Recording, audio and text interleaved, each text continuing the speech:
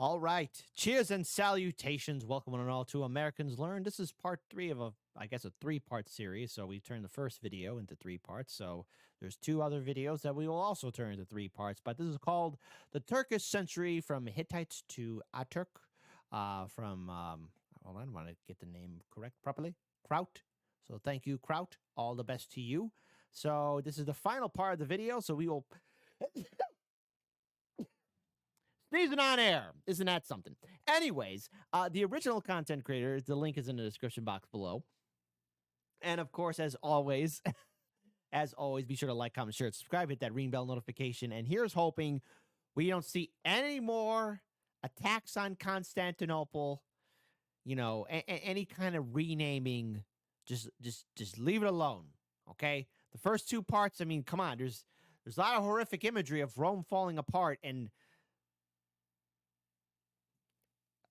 Constantinople under siege. I just don't want to see it. Never. Forever, never. So let's play this video in a 3, a 2, and an uno.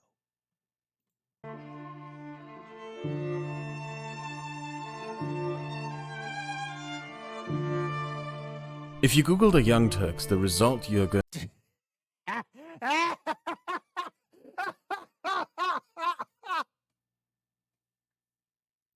get are mainly these clowns.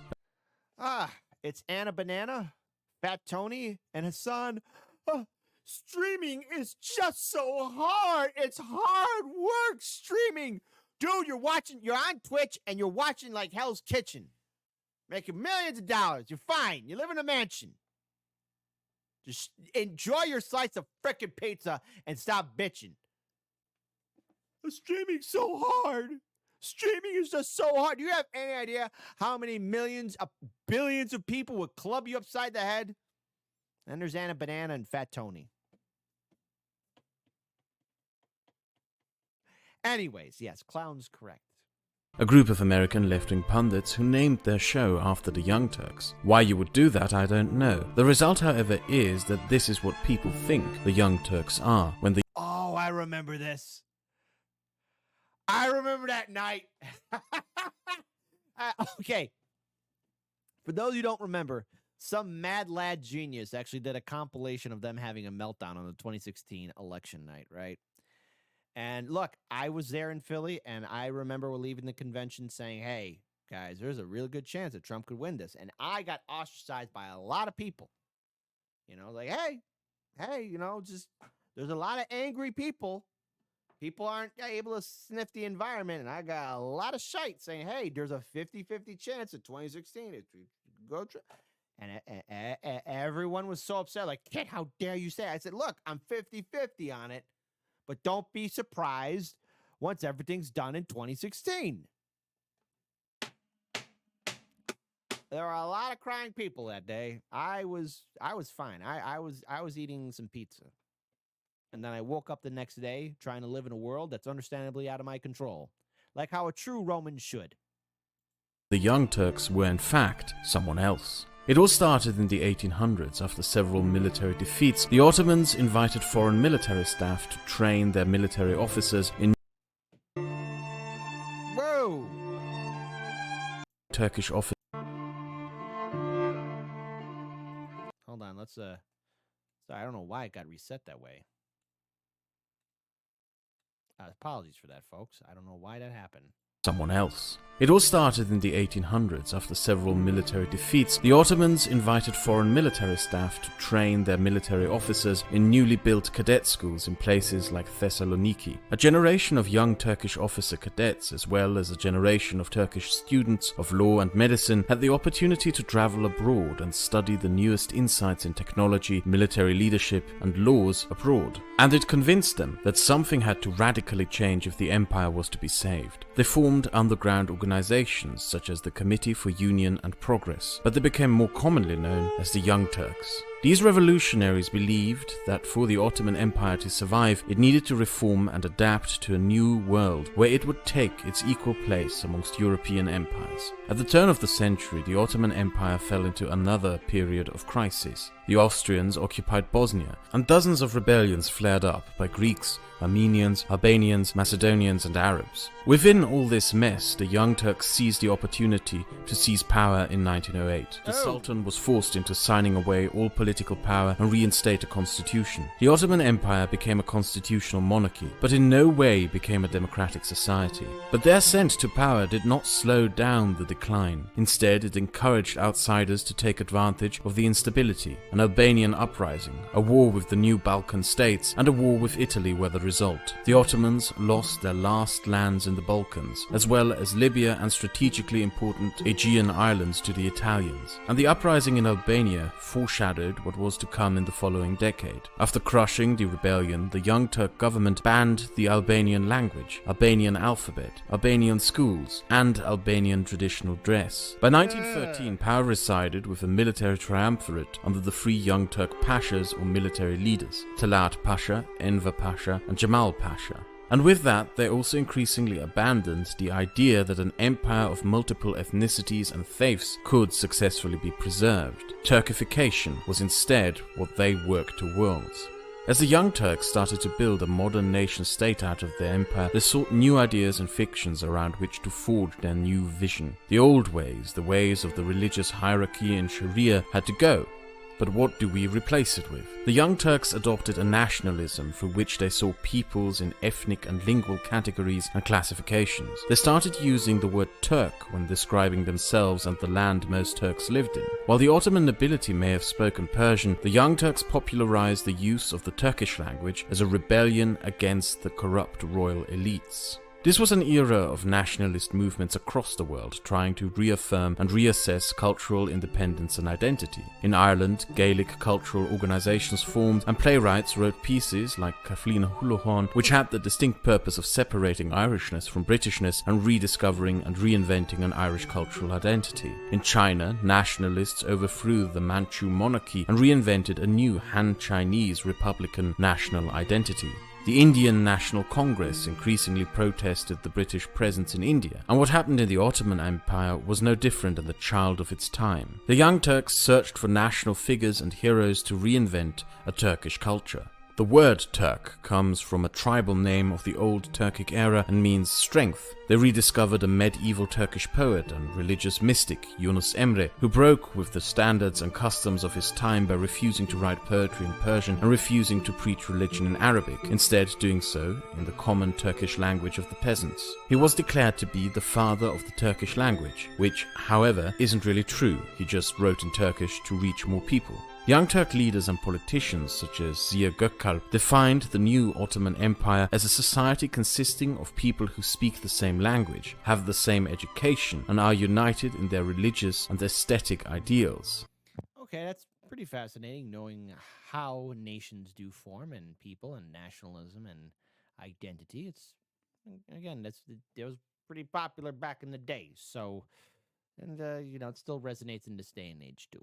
And the problem with that increasingly spreading nationalism was that it left no room for others. Your ethnicity, your language, your faith, and the way you practiced your faith became increasingly relevant in this society. The Young Turks became increasingly racist over time, looking down on Arabs, Armenians, Greeks, Assyrians, and Alawites with increasing racialized contempt, as a people who supposedly refused to become part of the modern world, or as a foreign and enemy entity from within. With passing time, they became increasingly volatile and also delusional. Enver Pasha dreamt of a great Turkic empire stretching from the Balkans to China that he would conquer for a No, that ain't gonna happen, buddy. Hey, listen. You got Constantinople, just be happy. Well, no, I want Constantinople back. unified ethnically Turkish empire. The idea in itself is nonsensical. The Turkic cultural sphere contains various different languages and cultural expressions. Even the notion of a Turkish race, after centuries of assimilations and integrations of different peoples, is purely nonsensical. Yet those facts did not delude the delusions of grandeur that some within the Young Turk ranks had come to believe.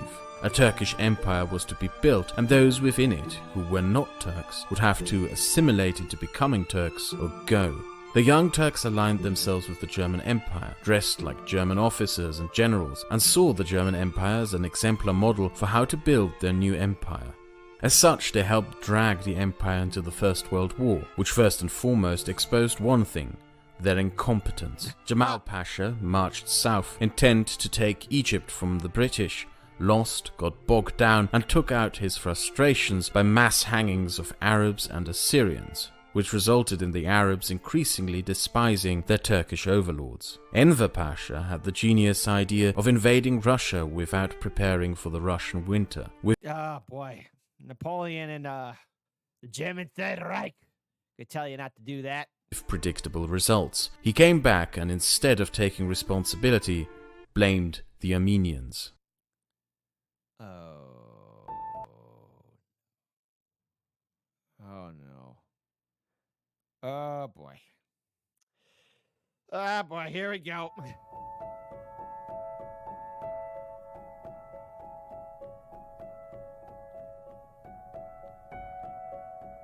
Within the new nationalist vision for the Ottoman Empire the Young Turks had, the Armenians were by not being Turkish and by not being Muslims already separated from the remaining population as different. To emphasize the difference, even though claiming to abandon the old hierarchy of the Ottoman Empire, the Young Turks took advantage of it by branding the Armenians as kuffar, or unbelievers, as beneath the Muslim population. The Armenians never rose above the status of being second-class citizens, even as the Ottoman Empire reformed. After the failed rebellions of the late 1800s, even the Young Turks denied them legal rights and equality with the remaining population. As the Ottoman Empire was at war and had suffered significant military defeats, the Armenians were an easy pick as scapegoats for all that had gone wrong. In response to a rebellion in Van that had been artificially aggravated by the Ottoman army, the Interior Minister of War made the decision to mass deport the Armenians. Enver Pasha, on May 2, 1915, gave his seal of approval to this via letter. The Young Turks sought to remove the Armenians for nationalist reasons, on the grounds of removing an ethnicity from their society. But to achieve this, they went by a different means, appealing to the Islamic beliefs of the majority population. They called for a jihad against the non-believers and appealed to people to rid the empire of the kuffar. Lists were made of Armenian intellectuals and community leaders, camps established, soldiers were given orders, militias were armed, and camps built for the purpose. When the order was given, Armenian community leaders and intellectuals in urban areas were arrested and killed. Armenians were forced to leave their towns and deported south into the Syrian desert in forced marches. Up to 1.5 million Armenians died in the deserts of Syria, forced to march through the deserts or left in camps with neither food or water. They succumbed to thirst, hunger, and disease.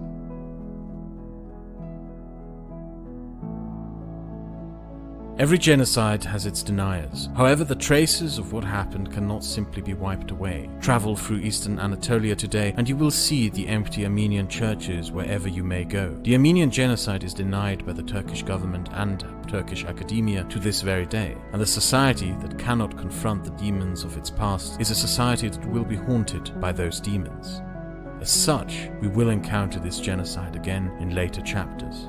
The genocide in the end didn't help the Young Turks change the tide of war. As the Russian Empire collapsed, the Armenians in the east broke off to form their own republic, now even more hostile towards them. The Arabs rebelled en masse and harassed the Ottomans from Arabia to Damascus, something the British would take advantage of. And the British expeditionary force took Basra and Baghdad. In the end, the Young Turks only signed their own death warrant with what they had done. The world had noticed what had happened, and for what they had done they would, in case of defeat, not be able to merely surrender, but would be wanted men for the crimes that they had committed.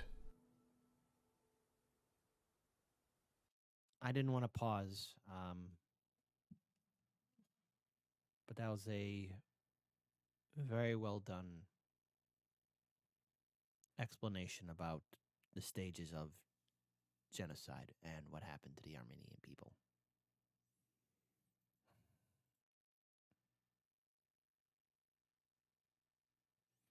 Man's inhumanity to man. We must be better.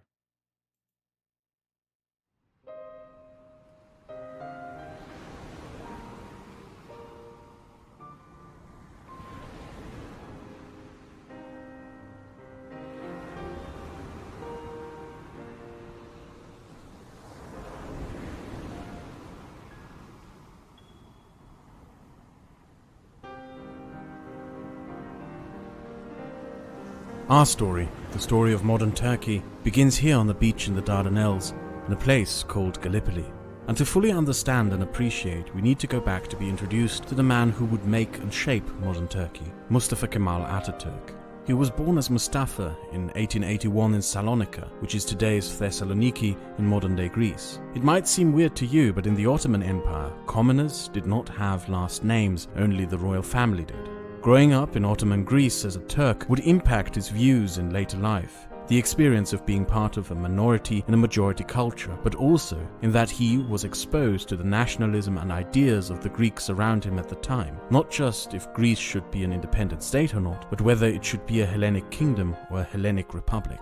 In school he would excel at maths and prove to be a very intelligent kid, resulting in his teacher giving him his second name, Kemal, from the Arabic word for excellence. After school he would enroll in an Ottoman military academy in northern Macedonia, and later in the Ottoman Military Staff College in Istanbul, pursuing a career as an army officer. It was through his path through the military institutions of the empire that he met and joined the various revolutionary movements around the Young Turks. He himself also got the chance to travel abroad and also formed revolutionary organizations such as in Damascus, with the intention of reforming the empire. He was in many ways a rebel. He smoked a lot and even drank a lot of alcohol, which was highly forbidden. Yeah, you know what? I agree with that. Hey, man, sometimes you got a stressful day, have a glass of wine, have a cigarette, you know? Go ahead, buddy. You deserve it. In the empire. He read illegal literature, discussed with his comrades how the empire should be reformed, and at one point even landed in jail for his activities. No! But there were big differences between him and the other mostly Young Turk officers. Most importantly, he was not a Young Turk. Neither did he believe in their ideas and plans. The Young Turks mainly looked for their inspiration on how to reform the empire to the German Empire and to German nationalism as something to copy. The strict militaristic state hierarchy of what was basically a military dictatorship was in their opinion the only way to save the Ottoman Empire. Mustafa Kemal, however, disagreed. He was more interested in what he had seen in France, in particular the French Republic. He saw the pluralistic political system of the French Republic and its desire for progress and advancement in society and the sciences as a better model to copy. He learned to read and speak French, and as such, while the Young Turks read the translations of Prussian militarists, Mustafa Kemal preferred reading the works of French revolutionary and Enlightenment philosophers. In particular, his favorite one, Auguste Comte, a positivist who strictly rejected all forms of metaphysical thought, advocated for the advancement of society in thinking and actions reasoned and based on scientific facts and research, and in particular, advocated for mankind to liberate itself by abandoning all forms of religious ballast and superstition. Hey, all right. Liking this guy's mindset so far. Generally, in the history of the last 200 years, Comte's writing had more of an impact than most are even aware of. They are basically the foundation of modern French secularism, known as laïcité, and you will find one of his quotes about achieving order and progress, at least partially, on the flag of the Brazilian Republic, whose founders were readers and admirers of Comte. But most significant for our story, they shaped the political thinking of the young officer cadet Mustafa Kemal. He believed the Young Turks didn't go far enough, that they still clung on to old and outdated traditions, that their thinking was still by and large backward, that the German Empire they modeled themselves after was also backward, and that only radical social... I do gotta like how the images are just being crushed. And state reforms modeled after European republics such as France would be the solution. You might have even heard or read some of his quotes from this era. There is only one civilization, the European civilization. There is no second civilization. Civilization is the European civilization. And it must be established here, with all of its thorns and roses. There was a second, large point of disagreement between Mustafa Kemal and the Young Turks. And that disagreement was probably the biggest one with which Mustafa Kemal was also largely ahead of his time. He didn't believe that the empire should continue. He believed that the age of empires and colonialism... Oh man, I love playing that game. I love that game, Age of Empires 2. My cousin introduced it to me a long, long time ago in the innocent decade of the 90s. Well, it wasn't that innocent, but I remember it, man. I remember that game. Age of Empires 2. Where does time go? Time flies as you get old. was coming to an end. He also rejected ideas like Enver Pasha's Turanism, the idea of a pan-Turkish empire stretching from China to the Balkans, as fantasies and it's a horrible design too. Nowhere in the position of how the Roman Empire would look. delusions. Instead, he advocated for a small Turkish solution. The empire should disband, and it should give up rule over the Arabs and the peoples of the Balkans. He also believed that empire held nations back, that for the Ottomans being tied into the Islamic world, in particular the Arab world, tied the Turks into religious-based political and social backwardness. Therefore, Turkey should give up the idea of being the leaders of the Islamic world, reject all cultural influences from there, draw borders around the smaller, more compact, and mostly ethnically and lingually unison Turkish homeland, instead of seeking deeper ties into Arabia and Iran, and to build new bridges into Europe and North America and rebuild itself as a modern Turkish nation-state. By the time of the Young Turk coup, Mustafa Kemal had risen to the rank of colonel, and by the entry of the First World War was one of the most experienced military leaders of the Ottoman army, with combat experience in the war with Italy and the Second Balkan War. But because of his beliefs, he was kept away from any political power or even any significant military post. His relationship with the Young Turk government was strenuous at best, but eventually he was given a post commanding a division in Gallipoli, and it was there where Gallipoli. You know, we checked out that coverage by Sabaton History. They did a fantastic breakdown of Gallipoli. he proved his worth. Unlike many of his Young Turk contemporaries, he didn't just dress like a soldier, but actually was one. He had a better understanding of modern warfare and the defensive tactics of trench warfare. When the British sent an army of Australian and New Zealand troops to take the Dardanelles and Istanbul with the intention of knocking the Ottomans out of the war, he correctly anticipated where the attacks would take place, to then organize and command a successful defense and what would be the first Ottoman victory of the war. The victory at Gallipoli changed his prospects, as the German allies, but also the Young Turks, had to recognize his potential. But far more important for later years, the fact that he was fighting in Gallipoli kept him clear of any involvement in the Armenian genocide that was taking place at the same time. He was promoted to general in 1916 and given command of part of the army in the Caucasus, where the Russians had recently launched an invasion of Anatolia. Under his command, the Russians were defeated at Bitlis, halting any further Russian advances. This victory made it abundantly clear that Gallipoli had not been a fluke, and that he was one of the most competent commanders in the Ottoman army, for which by 1917 he was put in charge of Ottoman forces in the Levant, facing the British and the Arab revolt. But there were no victories to be found there. After years of incompetent leadership under Jamal Pasha and his attempts to terrorize the Arabs into obedience, the Ottomans had all but lost control over Arabia. Jerusalem fell to the British, as did Basra and Baghdad. And never again would we ever go, or anybody would go to Jerusalem. No more problems there, period. Never ever again. Why do I have a pain in my stomach? And the Arabs were in full revolt in the remaining lands. By 1918, the Arab revolt had their biggest victory when they took Damascus and started marching on Aleppo. Faced with what would have been certain defeat, Mustafa Kemal decided to instead save his army and organized a retreat back into Anatolia. It was at this point, literally in the same week that Mustafa Kemal retreated his army into Anatolia in fact, that the Sultan, Mehmed VI, reached out to the Allied powers for peace and had an armistice signed. The three Young Turk Pashas, who had dragged the Ottoman Empire into this catastrophe in the first place, as well as conducted the Armenian genocide, all fled abroad to escape being held accountable.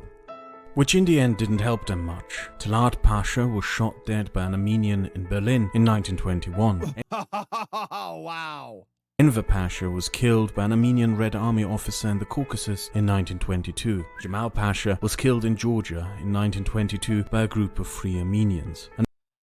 So all those Armenians be like, hey, you three stooges, you remember us? See, now that should be made into a movie. That's freaking hilarious. Well done. Well done. Those bastards got what's coming to them.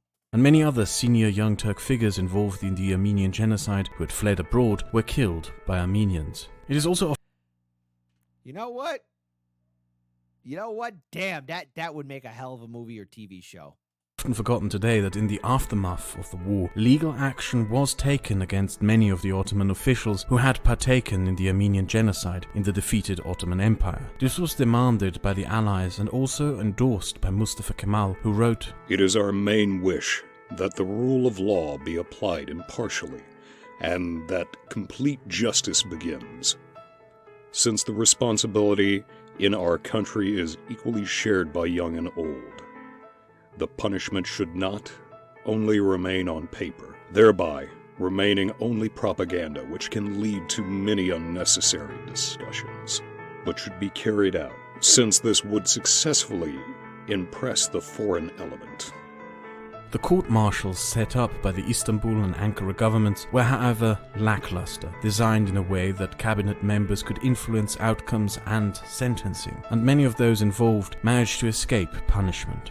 By 1920, in the Paris suburb of Sèvres, Sultan Mehmed VI was made to sign the Treaty of Sèvres, a peace treaty even harsher than the Treaty of Versailles was on the Germans. The Ottoman Empire's lands in Arabia were to be divided up between the British and the French. Eastern Anatolia would be divided up amongst the newly formed Armenian Republic and the new Kurdish state. Southern Anatolia would be given to the French. Eastern Anatolia divided amongst the Italians and Greeks. The Dardanelles and Istanbul would become a formerly international zone, however under British occupation, so basically part of the British Empire.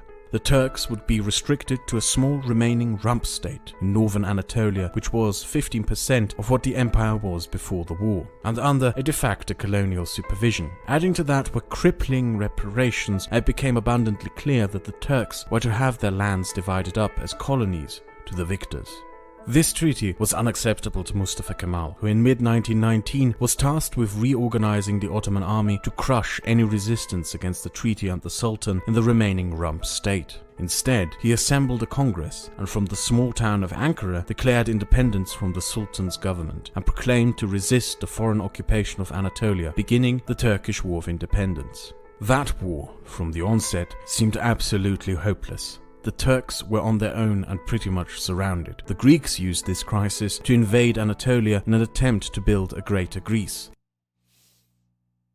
Well, an attempt to get back the city. The Armenians also invaded in an attempt to take the lands inhabited by Armenians before the genocide. The French army occupied vast parts of southern Anatolia, intent on dismantling Ottoman state and cultural structures. A large British fleet was anchored in Istanbul, and the Kurds by now Call it Constantinople, please. were eager to build their own promised state. But a series of events at the beginning of this conflict pushed things into Mustafa Kemal's favor. The British found oil in the Kurdish homelands of northern Mesopotamia, which led to them betraying the Kurds. Instead of giving them their own homeland, they Oh boy, here we go. clustered them into the new colonial administration of Iraq under Arab overlords. And nothing would ever go wrong. The remaining Kurds in Anatolia consequently sided with Mustafa Kemal, who promised them equality under Turkish rule and the resurrection of the Caliphate. Things looked far tougher in the east, as the Turks seemed to be in for a long protracted war with the Armenians. However, in 1920, out of the blue, the Soviet Union invaded Armenia and annexed it. With that, there were no more threats from the east. Well, the Soviet Union has entered the chat. To the south, the French got bogged down in the guerrilla war with the local Turkish population, and in early 1920 were defeated by the Turkish National Army under Mustafa Kemal's command, leaving them with no other choice but to retreat back into French-occupied Syria. By far the biggest threat were the Greeks, who seized control of Anatolian lands that were actually promised to the Italians and marched into central Anatolia with one victory after another. The Greeks got close to taking Ankara but were halted and pushed back by 1921 under Mustafa Kemal's command. The war ended in 1922 with the Greeks retreating and the burning of the Greek city of Smyrna, which would later be rebuilt and renamed to Izmir. The end of the war with the Greeks pretty much solidified a Turkish victory, and the British, rather than fight, decided to abandon Istanbul and make peace with the Turks. Constantinople. This victory was a triumph that would cement Mustafa Kemal as a national hero even before he had established his state. There are only 5 countries in the world that avoided being colonized, most through concessions and alliances with other empires or by becoming colonial empires themselves. Turkey is unique amongst them, in that under Mustafa Kemal's leadership it is the only one which managed to avoid colonization by fighting those who sought to colonize it, and more importantly, doing so on its own and outnumbered. It made Mustafa Kemal the savior of the nation and the revered... I never knew this. I mean, again, fascinating. Just that whole Istanbul. Yeah, revert back to its original name, shall we? ...leader and anti-colonial hero, even outside of Turkey, where many leaders in Arabia, Iran and Pakistan would seek to copy him in the future. This war, however, also significantly changed the social makeup of Anatolia. There used to be a Greek population of up to 2 million people in Anatolia before the First World War, and with the burning of Izmir, the last big Greek population center disappeared. You can today still travel throughout the coastlines of Anatolia, and you will find empty Greek towns and villages whose population packed and fled between 1914 and 1922. In the peace agreement, the League of Nations ordered a population exchange. 1.5 million Greeks were to leave Turkey and head for Greece, while 1 million Turks were to leave Greece and head for Turkey. It is important to note that today this would be considered to be ethnic cleansing, but at the time it was seen as a legitimate policy measure to guarantee peace. But, as we would see later, it didn't. No. What it did, however, do was change Anatolia, which for millennia had been a place of multiple cultures and faiths. The Christian population was reduced to a mere 2%, and the Anatolia Mustafa Kemal inherited was a by and large ethnically and religiously monomorphic society of Sunni Muslim Turks. Thousands of these Turks watched in late 1923 as the last British ships and troops left Istanbul. They all still wore the traditional Islamic headdress for men called the fez. Most of them probably had no idea that they were witnessing the dawn of a new age and the radical break with the past, unprecedented not just for Turkey, but in all of human history. On the 29th of October 1923, the Turkish Republic was declared after the Sultanate had been abolished in the previous year. The only thing that this republic would keep from the past was the flag. Wow.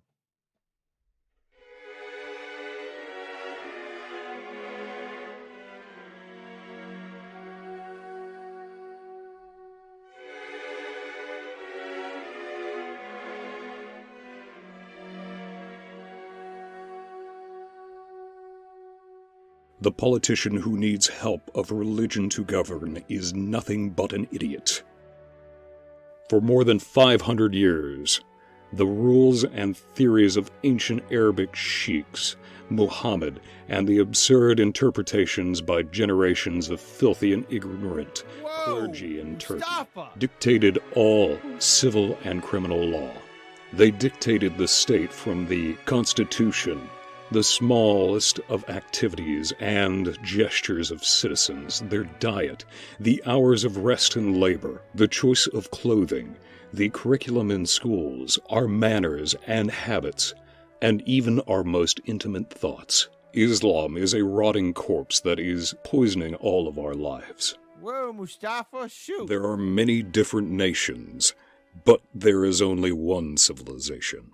A prerequisite for the progress within a nation is to be a part of that civilization.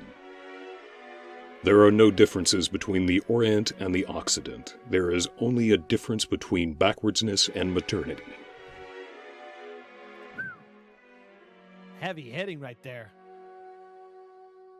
The fez was a traditional Islamic headdress worn by men across the Islamic world. It originated in North Africa, and throughout the 17th and 18th century it became increasingly widespread throughout the Islamic world. From Indonesia to Morocco, devout Muslim men would wear it just as devout Muslim women would wear the veil. It became the official headgear of the Ottoman army uniform, and even non-Muslims who resided within the Ottoman Empire and Muslims who lived outside of the Ottoman Empire would wear it.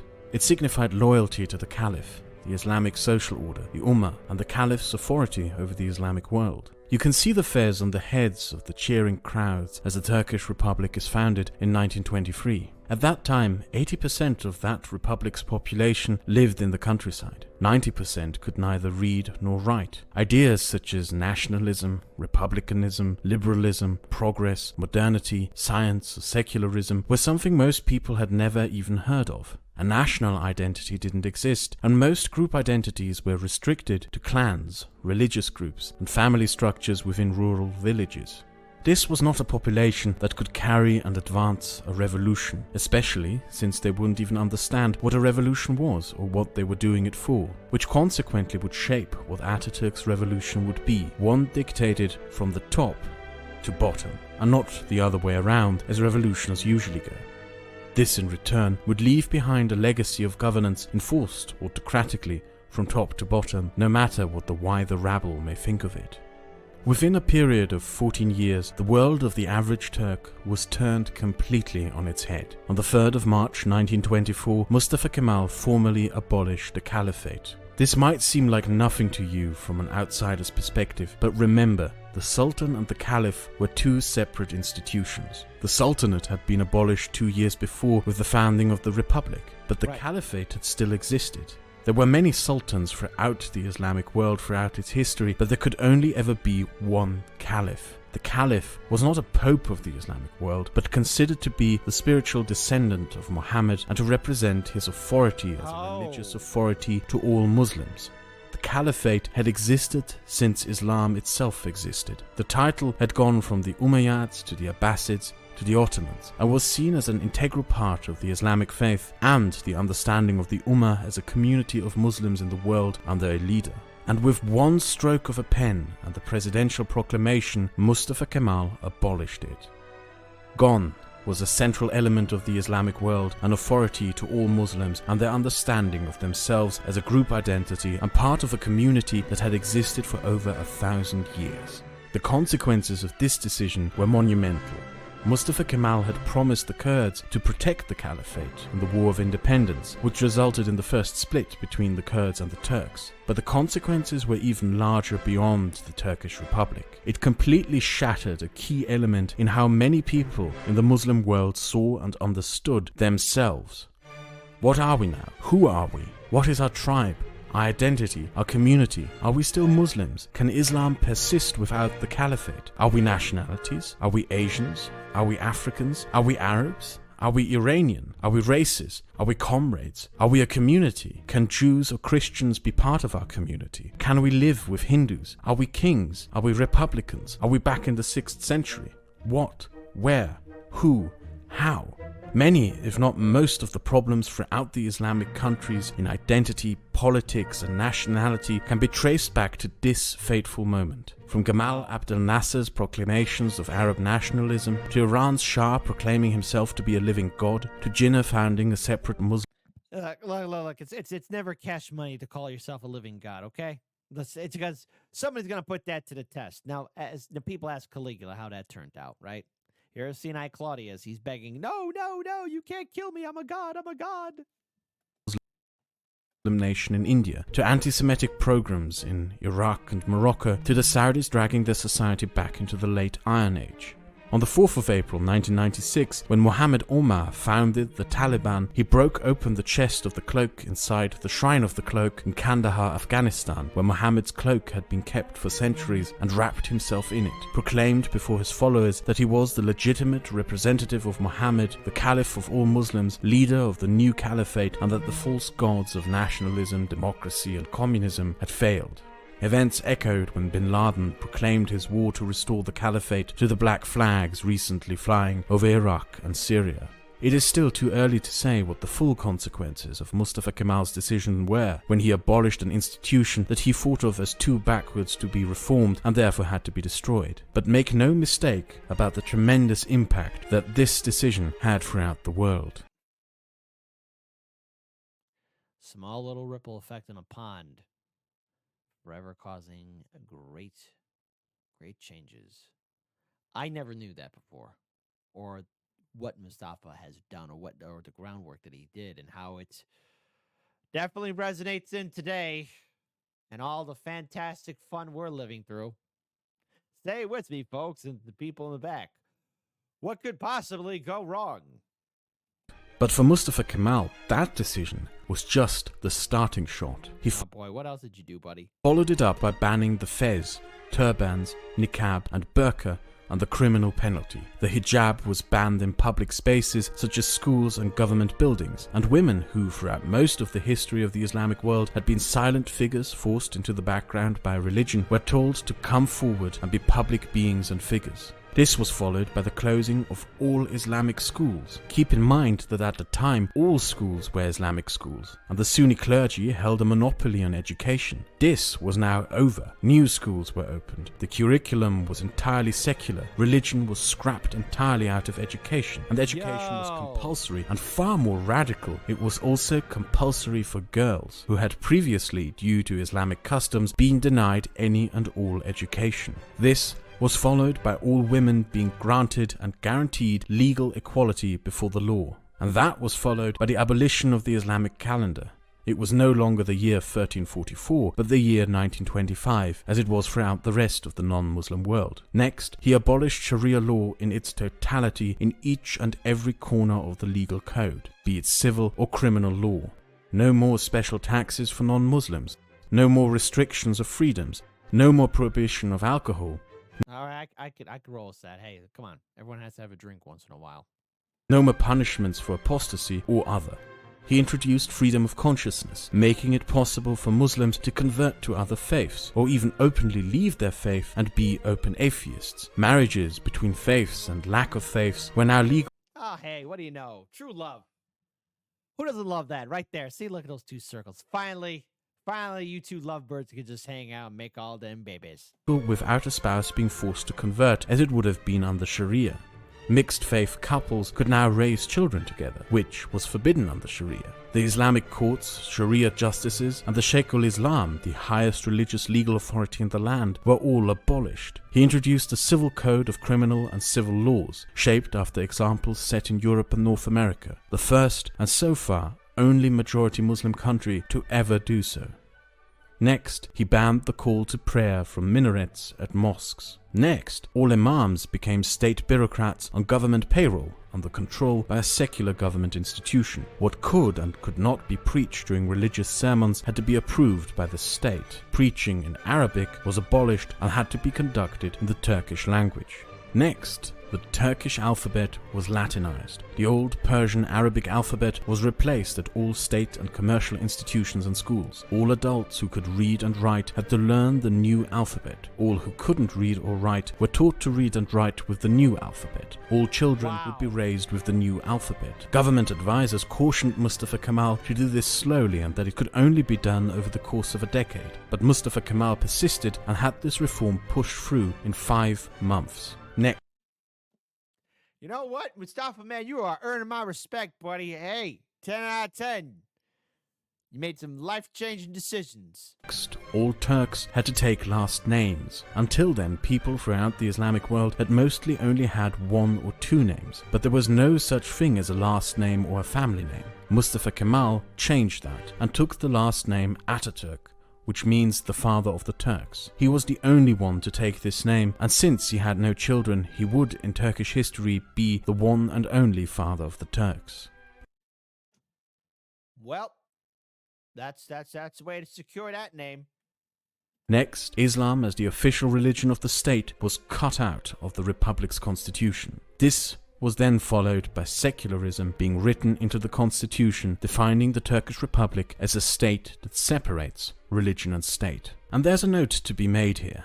The Turkish word for secularism is laikik, which is a francophone, a French loanword in the Turkish language based on the French term laïcité. And that is important because French secularism isn't your average secularism. While most modern republics define the separation of religion and state as a freedom of religion, in which citizens are free to worship, believe and practice their faith, and even base their politics on their religious beliefs as long as they don't force them upon others, French separation of religion and state, which is called laïcité, is defined as freedom from religion, in that you, the citizen, are freed from religion by the state. It bans religious dress from all government and public institutions, be they parliament or school. It forbids any and all religiously inspired or dictated social policy, be they through private organizations or elected officials. This unique uniquely French interpretation of secularism derived from the French Revolutions and its thinkers like Auguste Comte is controversial to this day, as it gives the French government the authority to restrict religious expression in public, such as banning the burkini and burqa under criminal penalty. It also gives the French authorities the power to restrict private religious programs and activities that the state determined to contravene the common good. For example, offering a pseudo-medical procedure known as gay conversion therapy in France is punished with a $60,000 fine and a 2-year prison sentence.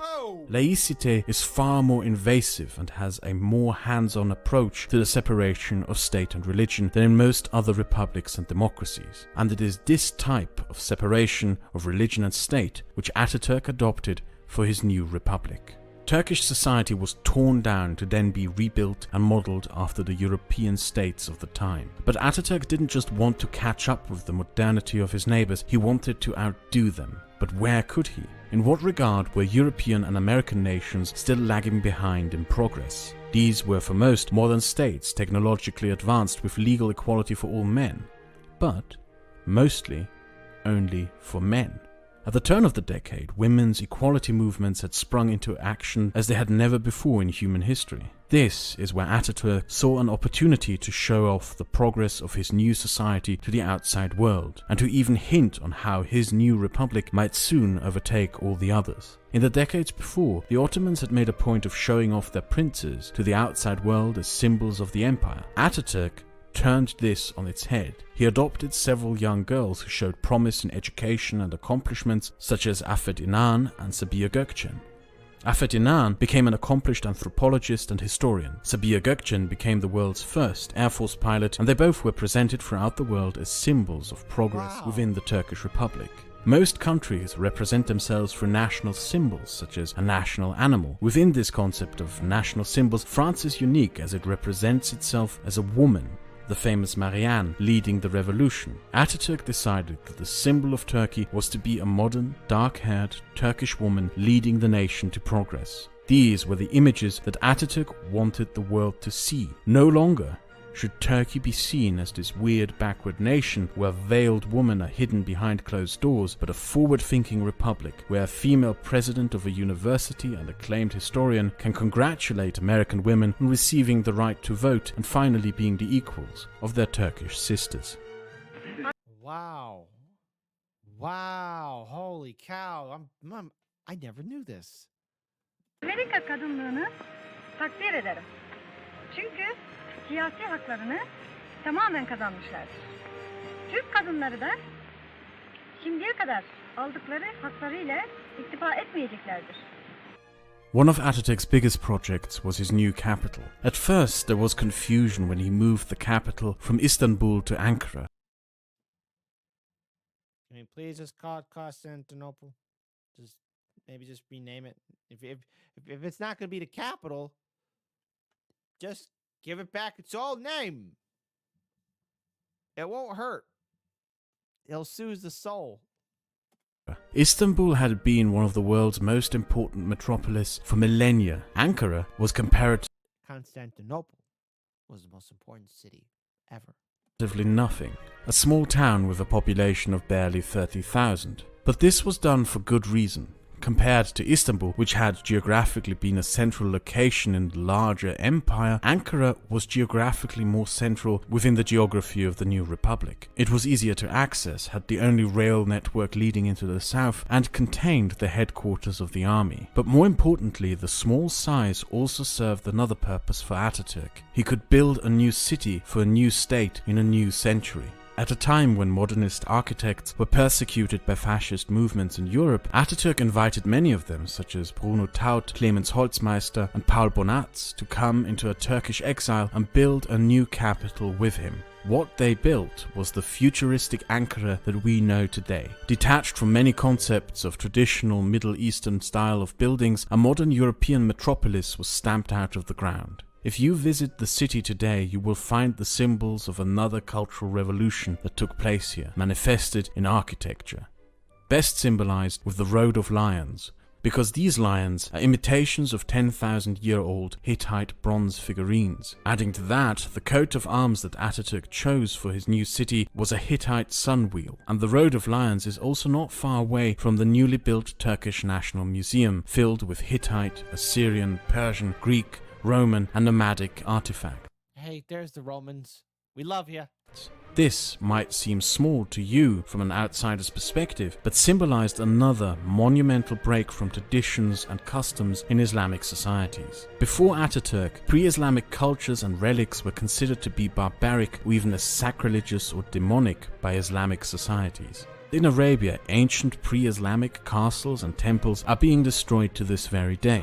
Ataturk's new vision for his new state required the forging of a new national Turkish identity, and that new identity based on nationality, heritage and language made the ancient pre-Islamic civilizations part of that national identity. The Turks were to no longer just see themselves and identify themselves as just a part of a wider Islamic community, but to take pride in an identity with a wider historic legacy that included nomadic horsemen and ancient Anatolian civilizations. Well, all of these reforms, the complete restructuring and reorganizing of a society in such a radical way, like it had almost never been done before or since in human history, happened within 14 years, between 1923 and 1937.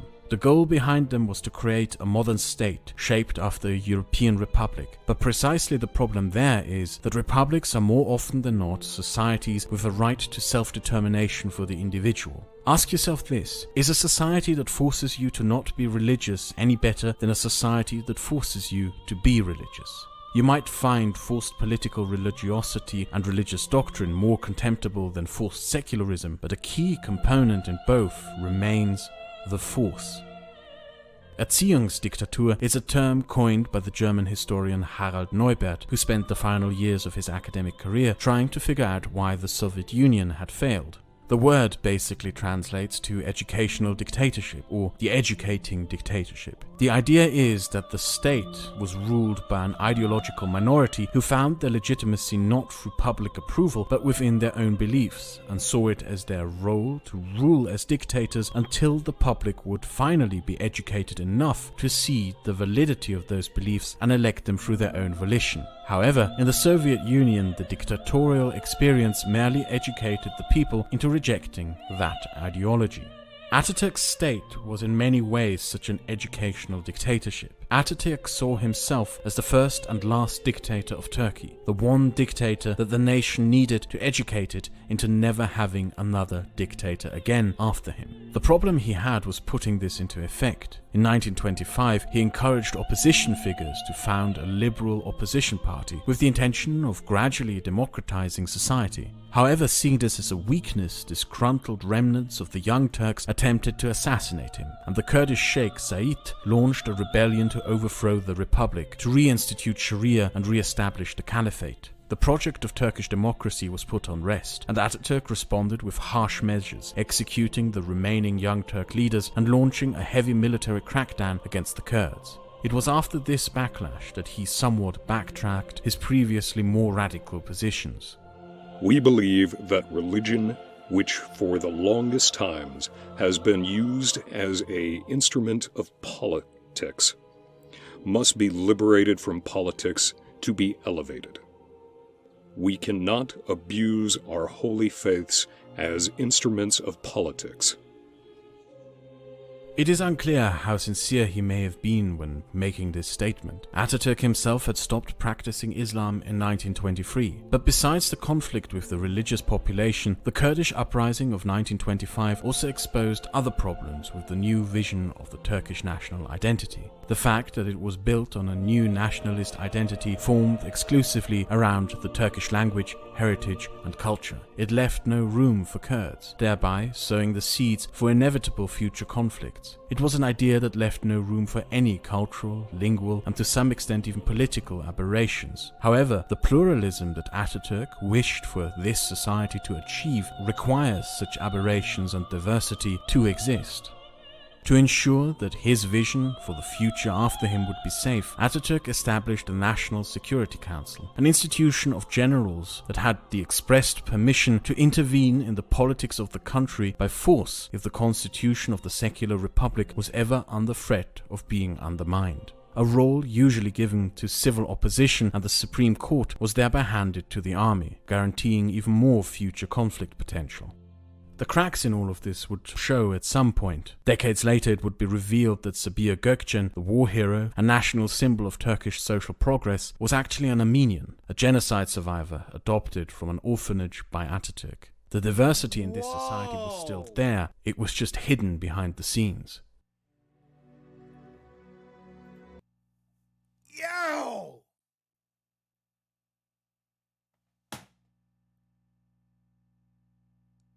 Wow, hey, all of you were saying that this video was going to get even crazier and crazier, and there's a part 2 and a part 3 to this. The answer is definitely we're watching more of this. Holy cow. This is pretty good stuff here. Mustafa Kemal Atatürk died on the 10th of November 1938 at 9:05 in the morning. It is an easy historic date and time to remember, because every year on the 10th of November at 9:05 in the morning, the sirens go off in all Turkish cities and towns, and everyone stops in their tracks for a minute of silence. For outsiders, it all might seem somewhat weird to observe, almost like a personality cult in a dictatorship. But this is really not the case. Ataturk is genuinely revered by the Turkish people, who to this day see him as the savior of their nation and the founder of their modern society. To this day, they go to his memorial in Ankara in the millions to pay their respects. Years ago, when I first looked into this topic and had a conversation with a Turkish friend, I commented on how weird it was to me that Mustafa Kemal called himself the father of the Turks, and was abruptly interrupted by a "No, we call him the father of the Turks." As we go forward into the story of the Republic, you will find that Ataturk's shadow dominates over this state and its people throughout their journey through the 20th century. No other political figure would have as much of an impact on this country as he did, until 2003.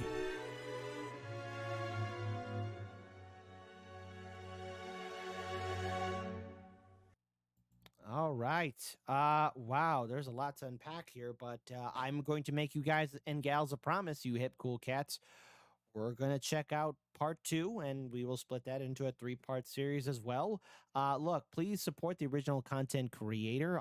Obviously, a lot of time, effort, and energy was made into making these outstanding videos, or this whole video. So I'm pretty sure Kraut must have spent a lot of hours, burn the midnight oil, reading the books, typing it all down, editing, doing all the magical stuff to turn this into a great video with 3 million views. And this video came out 4 years ago. So first of all, 10 out of 10, great video. Never knew the whole history of Mustafa and what he had done to shape modern Turkey. And it's quite clear, at least from the ending of this video, that his shadow remains ever present. I know I've made some funny little jokes here and there about Constantinople, Istanbul. Look, the city's name is Istanbul. It is what it is. But I like to have my little fun with my reaction with unbiased history of ancient Rome, and Constantinople still in the heart. But nonetheless, what are your thoughts on this whole series? Do you think that this is something that we should check more about? Obviously, I want to see it, but the only way we're going to get that full-on approval if it's you, the viewing audience, say, hey, Americans learn.